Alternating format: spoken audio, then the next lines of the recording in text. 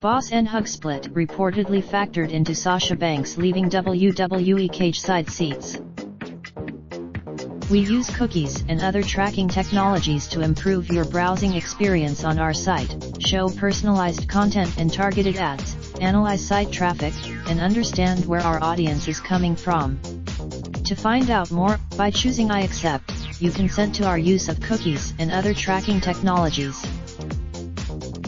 Been pretty quiet on the Sasha Banks front today.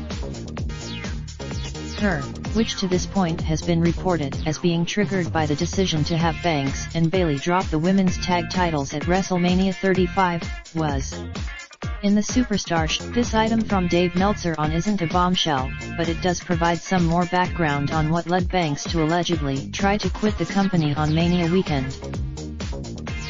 What seems odd about this is that, on social media and in storylines like the one on the April 15th Raw, was that all Mr. Never a dull moment with this story. The women's tag belts are defended on all three shows with a women's division, so why would both team members have to be on just one roster? It's also not like the possibilities for cross-brand pollination among women's tag teams are endless.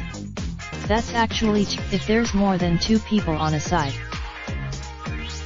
Plus they could always put Sasha on SmackDown when/if she returns.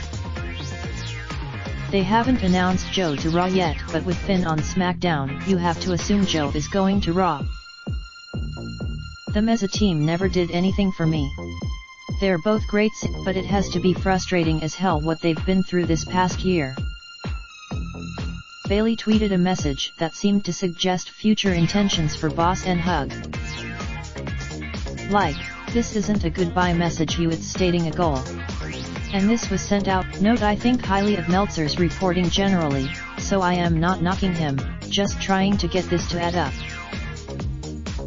They already walked back a Sasha/Bayley feud, then had them as the driving force behind creating the women's tag belts. To have them drop so they can reunite and rebrand themselves as the Boss and Hug Experience. Or the Haas Experience. And they can feud with the 680 Connection or Experience, as both were born in the San Jose/SF/Oakland area, or they can be the Ross-Mac Connection if they rebrand. Sasha is the best women's wrestler they have, period. I am losing some sleep over it. But she is in the conversation for sure, and it's not a big list. They shouldn't be in this position with their best or second best female talent. And whoever you may, I'd rather not say what my rankings are so as not to start a whole thing here, law.